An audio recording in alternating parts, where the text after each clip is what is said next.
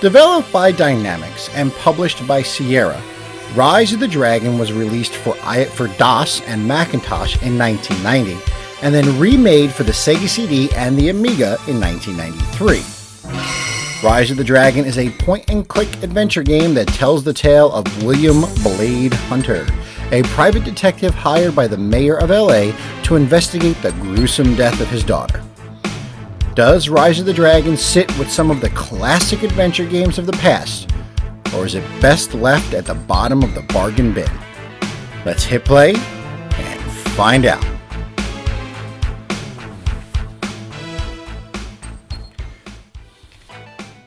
How you doing, fellow geeks? GamerDad79 here, and today we are going to be looking at the 1993 Sega CD classic, Rise of the Dragon. Now, Rise of the Dragon was actually one of the very first games I had for my Sega CD. I got that like right after the games that came with it, which was, the Sherlock Holmes games, and I think Soul Feast came with the Sega CD, and I got Night Trap. And after that, I got Rise of the Dragon. It was one of my very first forays into adventure gaming. I didn't have a gaming PC back in the early 90s when I was a kid. I didn't play games on the Commodore or whatever PCs were out at the time. I was a console gamer. You know, I had the Sega, the Nintendo, Super Nintendo, Genesis, and then I had the Sega CD, which is actually one of my favorite consoles in the whole world, you know, believe it or not. But, you know, I loved a lot of things about Rise of the Dragon when, you know, 14-year-old me first discovered it. You know, I loved the detective story, the cheesy dialogue, the cheesy voice acting, and, you know, the style, the noir style that the game portrayed, which is severely lacking even today in gaming. So if you're not a subscriber to the channel, guys, make sure you hit that subscribe button, hit that little bell so you know when I upload new videos. So without further ado, let's go ahead and talk about Rise of the Dragon. In Rise of the Dragon, you play as William Blade Hunter, a down-on-his-luck detective that is hired by the mayor to look into the gruesome death of his daughter. The game is a classic point-and-click adventure title where you are presented with a static image on the screen and you must click on various points of interest to interact with them. You will also interact with a fleshed-out cast of supporting characters, and you will decide how you respond to them. You'll have a back and forth with all the characters.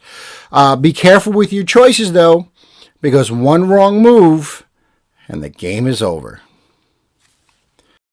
Yeah, the game can be very unforgiving in that regard. So if you miss something early on in the game, you're not going to be able to progress the game. You'll get as far as you can and then you won't be able to go anymore. If you say the wrong thing to somebody and they don't want to talk to you anymore, you will miss a vital piece of information that will prevent you from being able to advance the story. I remember early on in the game, you go to someone's apartment to investigate what has happened to them. And if you don't take their ID card from their vid phone, you know, they don't have cell phones in this version of the future. They have video phones. If you don't take their ID card from there, you're not going to be able to advance the story later on in the game. You're going to miss a vital piece of information. You're not going to be able to go location, and you're going to get the game over screen, right? It's very, very unforgiving in that regard. And it's, you know, there's definitely a lot of trial and error involved with this game, and luckily you're able to save at any point, right? You open up the inventory screen and right there is your save icon. You can save whenever you want, so you don't have to worry about hitting save spots or anything like that. And I highly recommend that if you do go to play Rise of the Dragon, you save often, right? Because there's going to be a lot of trial and error. There's going to be, you're going to lose a lot, and you're going to go back and you're going to try to figure out what you missed. So definitely save as often as you can while playing Rise of the Dragon. During the course of your investigation, you will learn of an evil plot to take over the city. Isn't there always an evil plot to take over the city? And you interact with a variety of different characters and visit 7 different locales. The voice acting can be a bit over the top at times and somewhat cheesy, but I loved every minute of it. I was taken into this world by these voice actors, and every one of the characters felt alive to me. I also really enjoyed the art style of the game, which really fits in with the dystopian future that the game portrays. I never knew this at the time, but the Sega CD version of Rise of the Dragon is actually kind of like a remake of the DOS version of the game and the Macintosh version of the game that came out 3 years prior.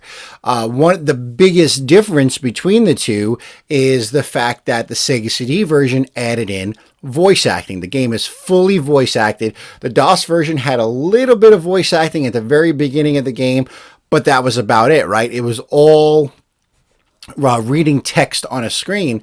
And I playing the Sega CD version, to me, is the superior version. It's much because of that, because of the simple fact that the game is fully voice acted, it brings the game to life more than the DOS version did.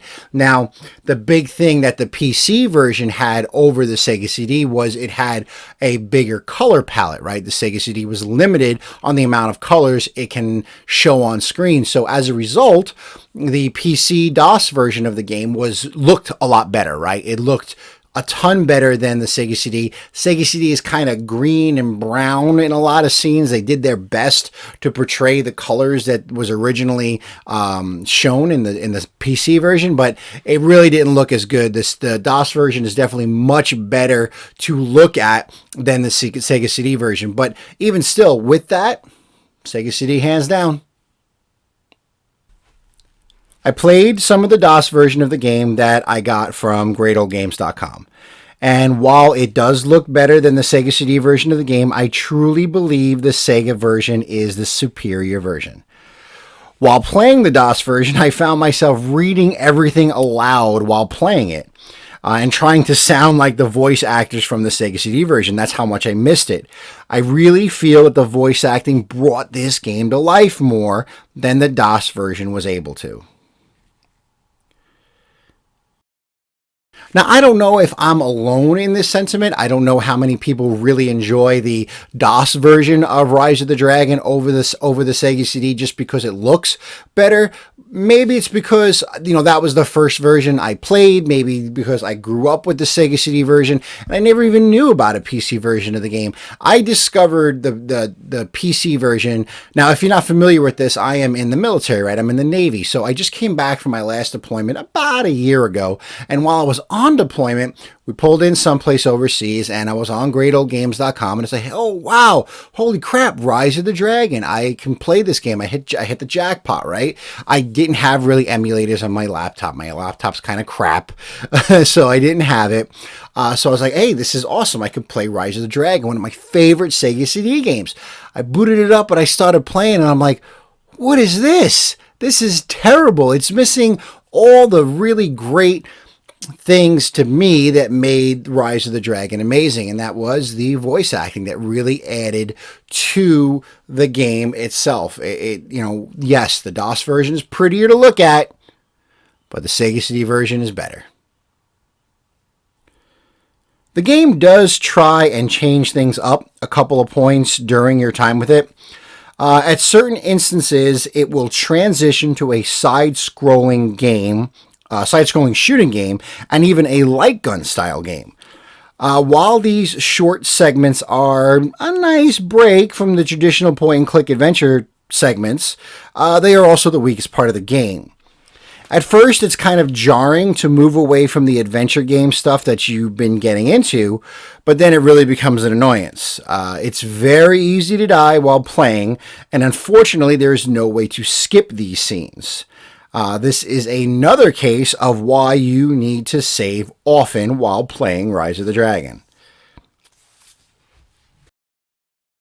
Even back when I first discovered Rise of the Dragon and I first started playing the game, I never liked the shooting scenes. They were more of an annoyance to me and really didn't add much to the game. I much rather would have preferred playing the game as a straight adventure game throughout the whole thing. I give it to Dynamics. They wanted to do something different. They wanted to add a different element to the game to kind of, just make it bigger game, I guess, make it, a better game, but they really weren't that great. Now, I did say that you can't skip over the scenes. Now, you can't skip over them in the Sega CD version. In the DOS version of the game, if you die 5 times, I believe it is, you are given the option to skip over the action scene. I think that's smart to do because that's not really why the game was really good. The game was good because of the adventure segments of it. That was the draw of Rise of the Dragon, at least to me. I was glad when those scenes were over because I can get back to what I was enjoying about the game. And without giving away too many spoilers, it's a shame that the game actually ends with one of these shooting segments. Final thoughts. Rise of the Dragon was the Blade Runner video game before there was a Blade Runner video game. It wears that inspiration right on its sleeve. It captured the noir detective genre that I enjoy so much, and that is still severely lacking in video games. While it may have its shortcomings, Rise of the Dragon is ultimately a fun and enjoyable adventure game. 27 years after its release, I am still wishing for a sequel or even a remake of the original. I would love to see what could be done in this universe within the framework of modern adventure games. The game still holds its charm after all this time, and if you are looking for a good old school adventure game, I highly recommend Rise of the Dragon.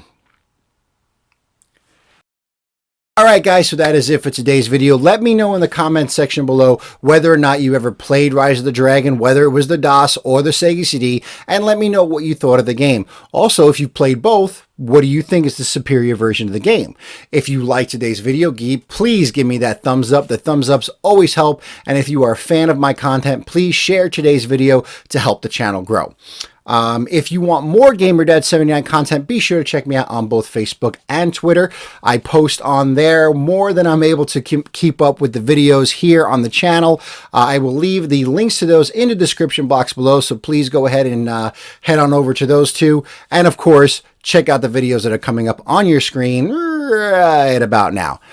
So that is it for today, fellow geeks. I am GamerDad79. Keep on geeking on.